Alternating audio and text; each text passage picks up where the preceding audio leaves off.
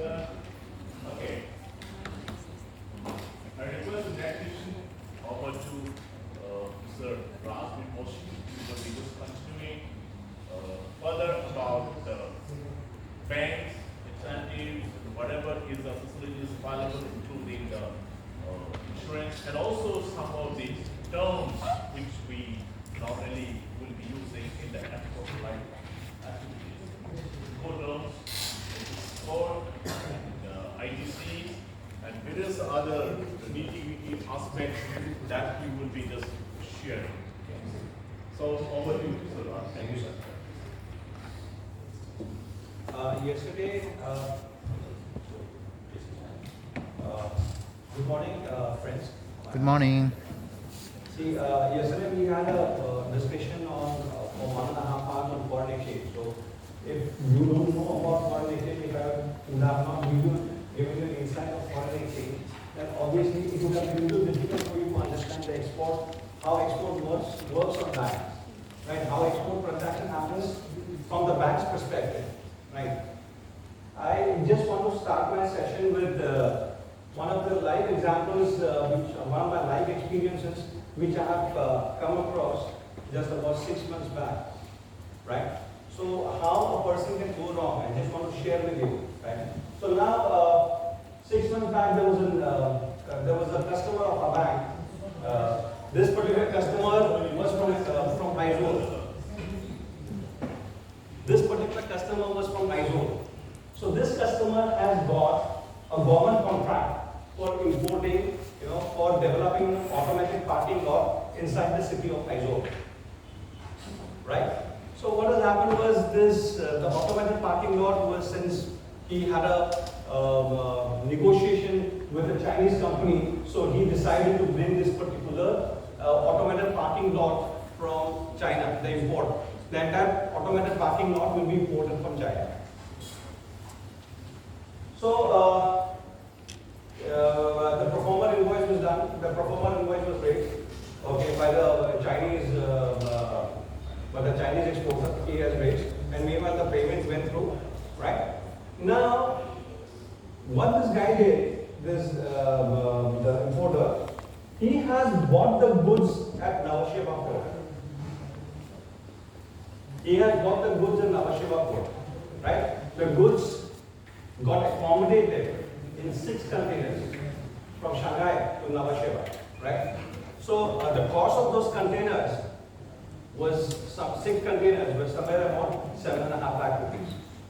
Now, for transporting the goods from from Navasheva to Aizawl, this 6 container of goods got accommodated in 17 trucks, lorries. 17 lorries. You know what was the freight charge was paid by him? The freight charge from Mumbai, Navasheva to Aizawl, he paid 57 lakhs.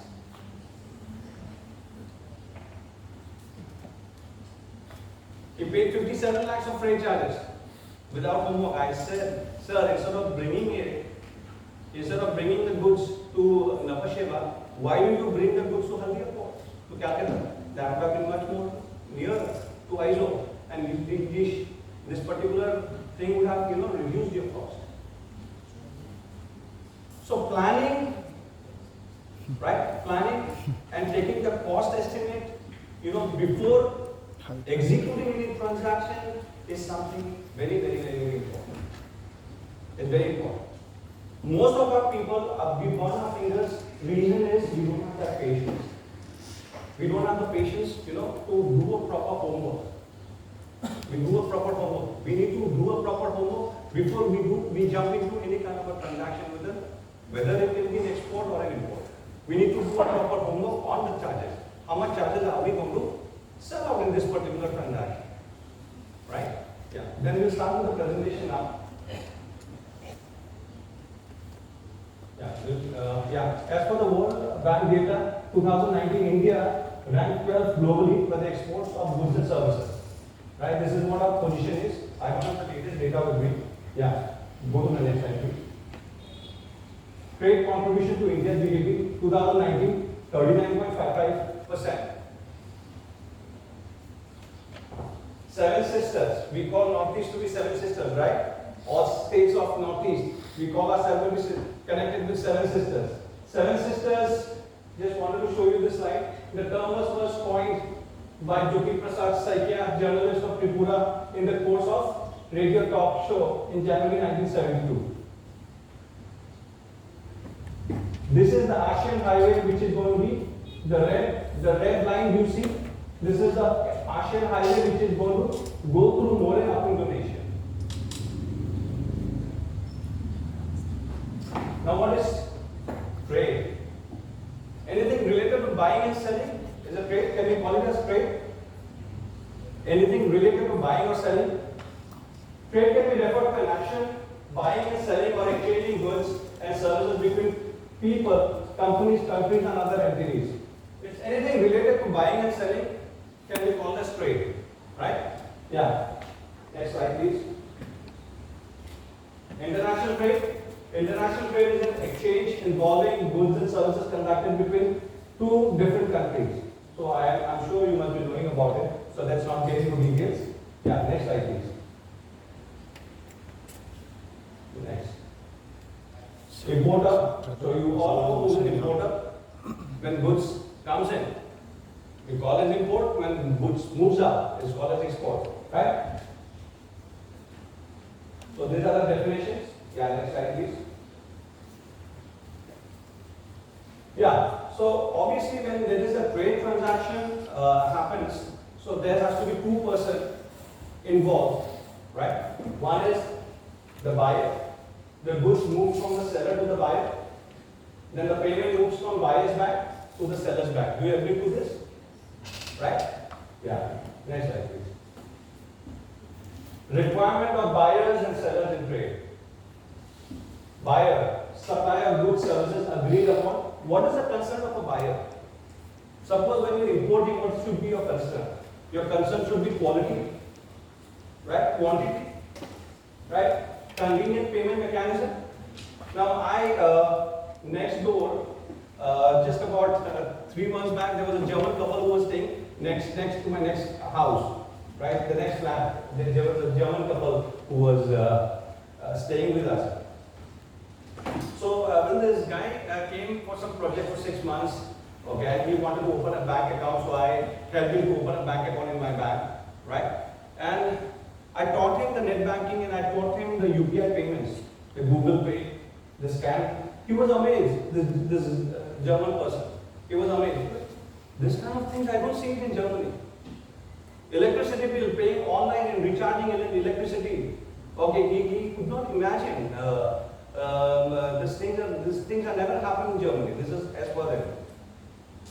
He's gone to buy vegetables in the shop and he's making payment through Google. He's excited. Google Pay. Absolutely. I was shocked. He said that I bought tomatoes today from the vegetable shop and all that I could do was I could make a payment through Google Pay. He was amazed, this guy was. Right, he and his wife.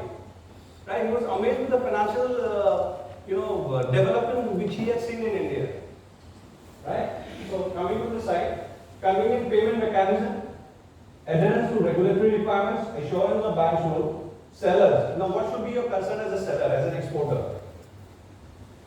Timely payment? Profit. See, it's nowhere a big thing getting into an export or an import business.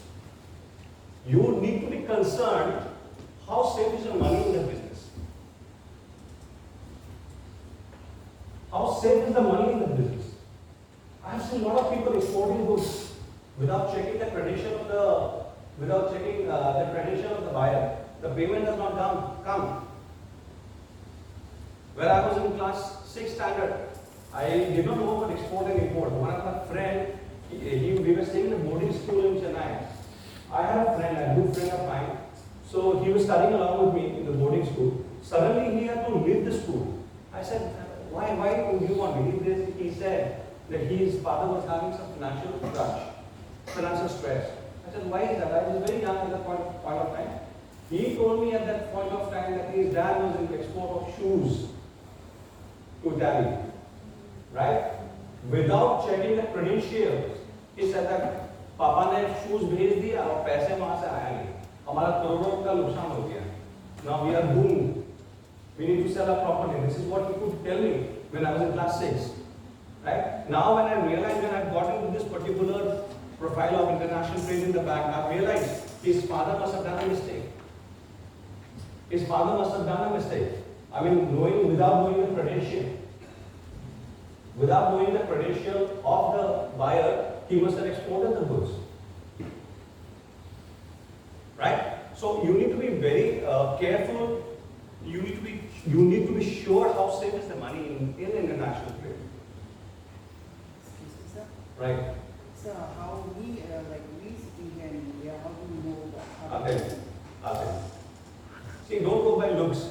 I might wear a tie, I might wear a good formal shirt and a pant, but my bank balance might not be so much. I might be in financial stress. That might not get reflected on my face. You might think, sir has come in a good car, sir is wearing a good tie, or sir is wearing a good pant, or a branded shirt, but that doesn't prove my financials. Right? So please don't compare the physical appearances with the financials. These are two different things. Right? Generally, as a human being, what happens is we get very carried away. We get very carried away with the financial, by the outlook of the person. The person, how he looks. I had an uncle. The person was, when I initially got a job in the bank, that was in the year 2004. One of my uncle, I have seen him from my childhood. He drives expensive cars. He dresses up very well. He goes to expensive restaurants for having food with his family. He goes for international trips on a frequent basis. During the year 2005, he came down to our bank and he applied for a loan. Right? When he applied for a loan, bank outrightly rejected him for the loan because his civil score was horrible. But if you look at him, you will find he's a crorepati guy.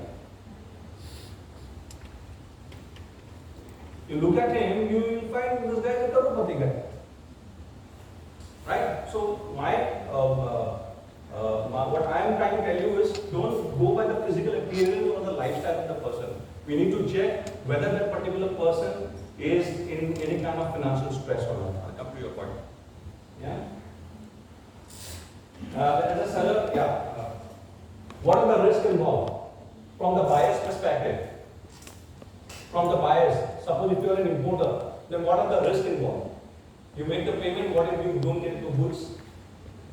You make the payment and you don't receive the goods. There's a risk, right? Second, goods and services not agreed upon quality and time, quality and quantity. You ordered for washing machines, he has sent TVs. It can happen, right? You have ordered for some TVs and he has sent you washing machines. Volatility in the exchange rates. Today the dollar is 81 rupees. Tomorrow it might go up to 82 rupees. Day after tomorrow it might go up to 84 rupees. Right? There's a risk here. Right? Country and regulatory requirements. Seller. From the seller's perspective, if you are an exporter, what should be what is the risk involved? Non-payment, delayed payments, you have shipped the goods, you have not received the payments, right? Volatility in the exchange rate, you have calculated when you have exported the goods, the dollar rate was 80 rupees. You were expecting, suppose if you have sent goods of $1,000, you were expecting 80,000 rupees. Now, suppose what happens is your payment came late and the dollar rate came down to 75 rupees. Now what happens is you get 75,000 rupees for 1,000 worth of goods. The volatility in the exchange rate from the seller's perspective. Right? We go to the next slide again. Sir has already covered pro forma and commercial invoice. Pro forma invoice is raised before shipment of the goods. Simple. Pro forma invoice, when you get an order from an importer to export handlooms from Infar, right? The invoice which you will be raising before sending the goods is called as a pro forma invoice. The commercial invoice is the full and final invoice. When the sale happens, when you send the goods, it's the commercial invoice. When you raise the invoice, it's called as that's a full and final. You cannot, the rate cannot be changed. But when you are raising a performer invoice, there may be a chance the importer might negotiate the rates with you. Suppose you are sending handloom items from Nepal, you are quoting $1,000. So the exporter might come, the importer might come back at any point of time and say, Madam, sir, please reduce the price. You might have to reduce the price. In performer invoice, that is possible. But yes, commercial invoice is not possible. That's a final invoice. Let's go to the next slide, please. Now, what are the primary documents required in trade? Bank only deals in documents. Bank doesn't deal in goods or services.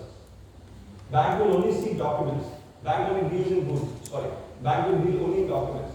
Bank will not deal in any goods and services.